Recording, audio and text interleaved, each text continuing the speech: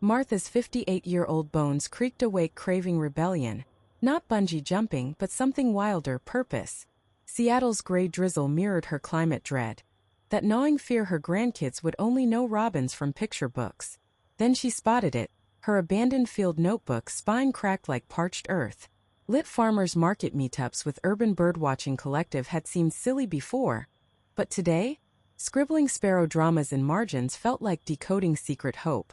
Each tally was a middle finger to despair. 298 chars.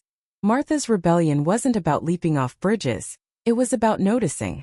That first morning, her knees protested damp Seattle grass as she crouched near a scraggly maple, field notebook trembling in her grip. Decades of grading middle school essays had left her fingers ink-stained, but this? Scribbling down a Junko's hop-step routine felt absurdly, quietly lit. Her deepest fear wasn't extinction.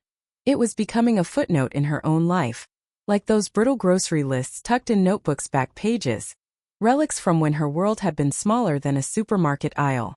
Now, armed with binoculars and a wry chuckle her own clumsiness, city sidewalks were sneakier than forest trails. She joined urban bird collectives' farmers market meetups. Strangers became conspirators trading sightings. A barred owl and ballard, a heron stalking parking meters. Leathery hands smoothed notebooks' frayed edges. Same one she'd used to track her daughter's first words decades ago. Now it held wing beats instead of milestones. Each entry was a middle finger to eco-grief, proof that paying attention could be its own kind of salvation. Even when rain blurred her ink, even when her lower back staged mutiny by noon, Martha kept counting. Because survival wasn't just for birds. Martha's rebellion didn't involve leaping off bridges, but spotting a barred owl perched on a fire escape. Now that felt lit. 3 weeks into her self-imposed urban birdwatching boot camp, she'd filled 7 pages of her field notebook with shaky sketches and all-caps epiphanies. Crows hold funerals? Seattle's gray drizzle had always numbed her, but now it glistened with possibility. Every puddle reflected wings. She nearly face-planted chasing a flicker into farmer's market, where a woman in a moth-patterned raincoat snorted.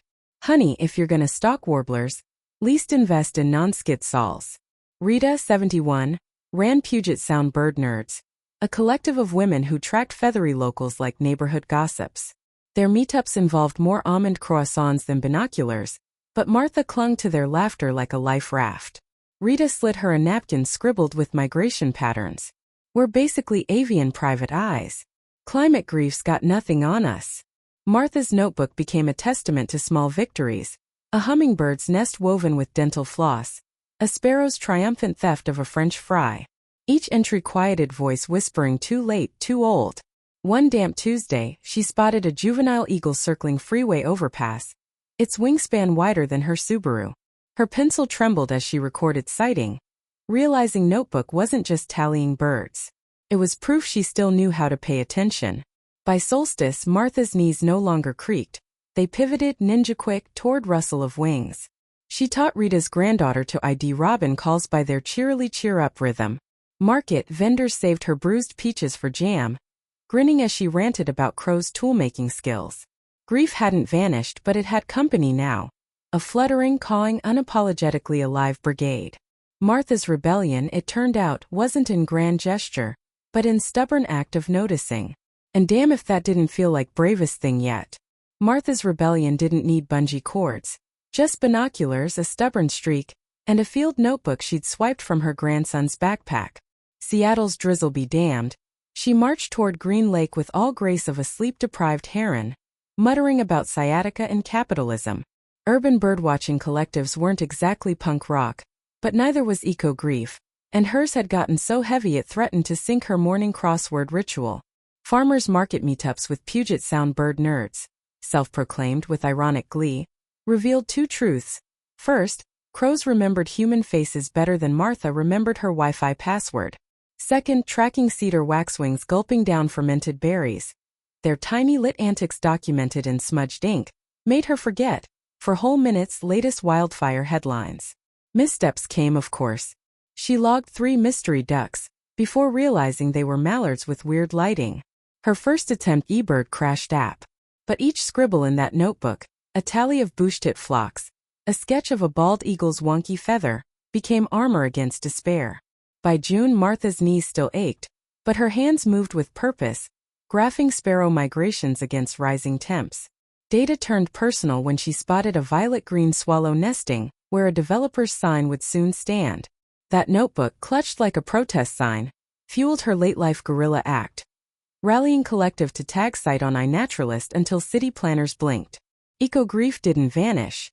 But some days, crouched in rain-soaked grass counting fledglings, Martha felt it shrink to pocket-sized. Just another thing to carry, beside her pencil and stubborn hope scribbled in its margins. Martha's fingers trembled around her field notebook, not from age but anticipation. Seattle's drizzle blurred ink as she scribbled Cooper's hawk, juvenile, perched on fire escape, her first official entry for Urban Wings, that ragtag birdwatching collective she joined after spotting their flyer between kombucha stalls and artisanal pickles farmers market. Skeptical glances from millennials in Patagonia vests had almost sent her shuffling home. Almost. But here she stood, neon rain boots planted on wet pavement, binoculars slung like some geriatric spy. A chuckle escaped her. Who knew rebellion smelled like damp notebook paper and pigeon droppings? Then disaster. A gust whipped pages from her grip. Martha lunged, knees protesting, snatching sheets midair like some arthritic ninja. One fluttered toward a storm drain.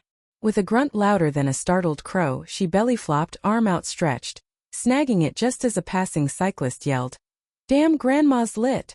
Face flushed, she smoothed rescued page. Her hawk sketch smeared but legible. Behind her, slow claps erupted. Urban Wings founder, a pink-haired barista named Luz, gaped. "You're trending." She thrust a phone forward. Martha's sprawled rescue mission, captured by some rando, already had 5K likes. Field notebook hero. Martha's throat tightened. Decades of eco-grief, of screaming into void about melting glaciers, and this was what stuck? A viral wipeout over bird stats? But Luz's grin was electric. "We got 200 signups overnight. They want your urban safari guides." That notebook suddenly weighed a ton. Her scrawls mattered? That jittery thrill returned. Not fear but fuel. She flipped to a fresh page, ink blooming as rain-dotted paper. "Day 1," she wrote. "This is my start." Across Market, Mr. Kowalski, her building's resident climate doomer, paused mid-bagel. He'd mocked her bird phase just yesterday. Now he stared, jaw slack, as strangers cheered. Martha winked, hoisting her notebook like a torch. Let them see. Purpose had feathers, and it wasn't extinct yet. Martha's 58-year-old bones no longer ached for adrenaline. They hummed with purpose, her field notebook fat with scribbles and coffee stains. Seattle's concrete jungle had become her sanctuary, each pigeon and sparrow a tiny rebellion against eco-grief. She'd traded doom-scrolling for dawn patrols, her binoculars a weapon against helplessness. Urban Bird Collective started as 3 women shivering over thermoses of farmers market, bonding over misplaced warblers. Now 60 members strong, they turned parking lots into classrooms, teaching kids to ID crows by their sass. Those birds had opinions. Martha's odd habit, tossing mealworms like confetti-skeptical juncos, became legend. Her notebook, once a lonely record of loss, now bulged with community sightings. A barred owl in Ballard, a heron's nest woven from fishing line. Proof that resilience could be lit, even with creaky knees. By guiding others to spot beauty in broken, Martha found her own. Age hadn't sidelined her, it sharpened her eye for miracles. So grab your notebook, your phone, your dented thermos.